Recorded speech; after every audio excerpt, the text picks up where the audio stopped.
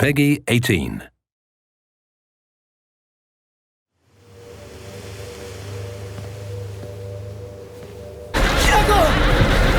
今は誰かと喋りたくて。花子はいいよね。何でも持ってる。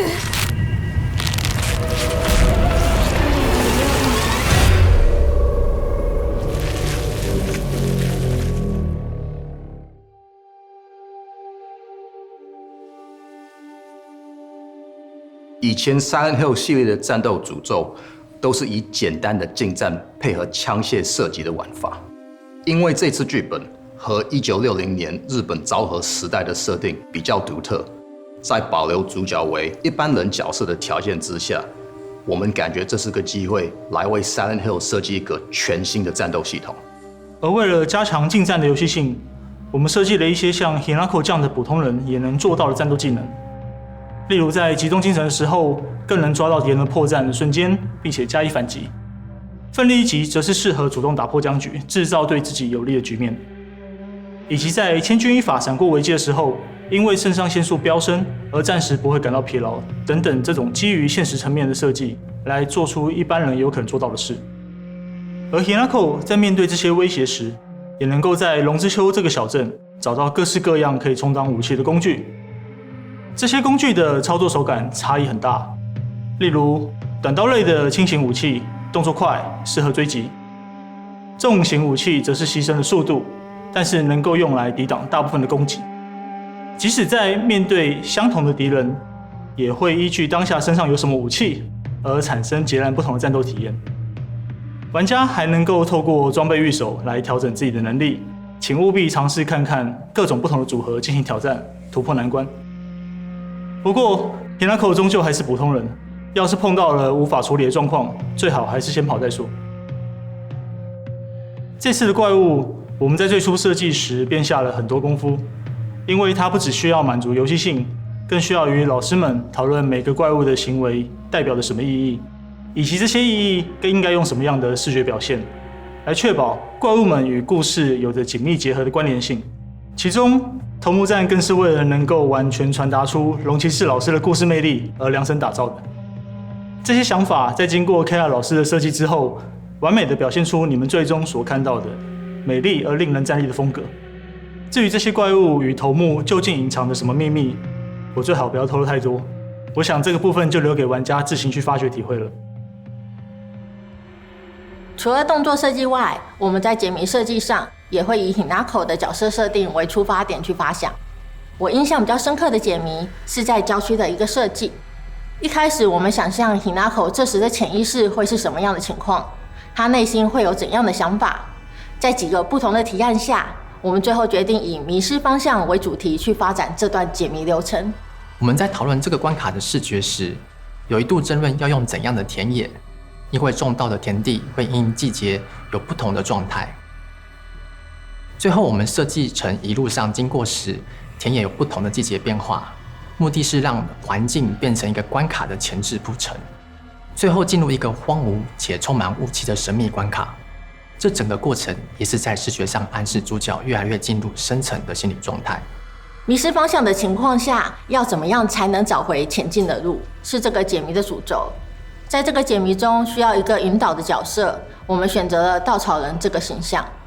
这只角色是我们在基于 Kara 老师的怪物设定下进行的发想，因为要符合骨架上的共用，所以我们思考了一下怎样的形象会跟之前的怪物有所区别。最后利用了跟 Hinako 相关的制服以及具有象征意涵的面具，像是稻草人被给予了一个名为学生的身份，整体呈现诡异、令人不舒服的形象，来贴合这里带有孤寂感的田野关卡。我们希望本作的解谜设计能把这个 IP 的精神延续下来，维持一贯的调性与魅力。因此，在谜题的背后，我们设计了与剧情、角色背景紧密连结的设定，让解谜不单只是为了解锁一扇门，而是一步步深入角色的心境与潜藏的真相。Hinako 是一位面对来自昭和时期社会、父母、同侪与世俗的期待，不善表达与处理自己的情感，内心充满了各种细腻想法与情绪的角色。我们很高兴这一次能由加藤小夏小姐来诠释它，而透过 photo scan 以及 motion capture， 让我们更精准地将这些情绪与动作带入游戏中。这次动作捕捉选择在日本进行，并由当地的演员参与演出，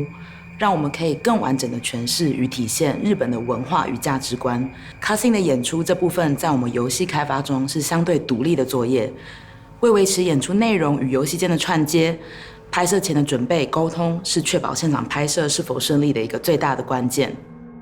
Konami、演员、mocap 制作公司跟泥巴这4方需要非常紧密的沟通协调，也包括在 mocap 拍摄的时候，泥巴的制作人、总监、cinematic 组长也会亲身到日本的拍摄现场，其他相关人员也要在线上参与的方式来进行。Silent Hill F 中长达90分钟以上的演出分量，从故事分镜、脚本、演员表演、资料处理到最后的后制，这庞大的工作量对于初次尝试的泥巴而言是一个超级大的挑战。演出规划需要严谨的时程，而游戏设计需要迭代的弹性，因此动捕录影的当下，有时候无法拥有完整的设计细节，此时就需仰赖现场专业人员各司其职与随机应变。剧组对于场景与道具的设置、安全性的确保，演员依靠有限的资讯就要诠释出需求的动作与情感，导演与动作指导适时的指示与演技示范，最后身为游戏设计师的我们，确保演出的内容符合游戏的需求。要将龙骑士老师的内容变成一个大家看了 casting， 其实真的是一个比想象中还复杂的过程。用一个简单的方式来比喻的话，如果说龙骑士老师是写故事的人，那么我们泥巴就是说书的人。为了能成功地表达出老师文字里的世界，团队初期花了非常多的时间去阅读跟研究老师的文本，因为最重要的就是要先了解老师他想表达内容以及重点是什么。因为有时可能是剧情上的，有时可能是视觉上的。在我们思考并划分哪些东西要透过游戏性来呈现，哪些则是要透过演出来表达后，才能开始着手将老师的故事剧本化。这是个非常纤细、重要且需要来回确认的工作。虽然过程中疫情增加了这方面的难度，但在经过多方反复的沟通与确认后，最终有成功达成共识，并进入视觉的制作。扮演 Hinako 的加藤小夏，理所当然地与其他的演员有许多的对手戏，这些对手演员们甚至还包含了他自己。在一场 Hinako 与自己对话的戏中，借由动态捕捉可以立即回放的技术，让加藤小夏与自己演的对手戏在現場得以很快的預覽結果。シムは大切な私の相棒だ。殺されてたまる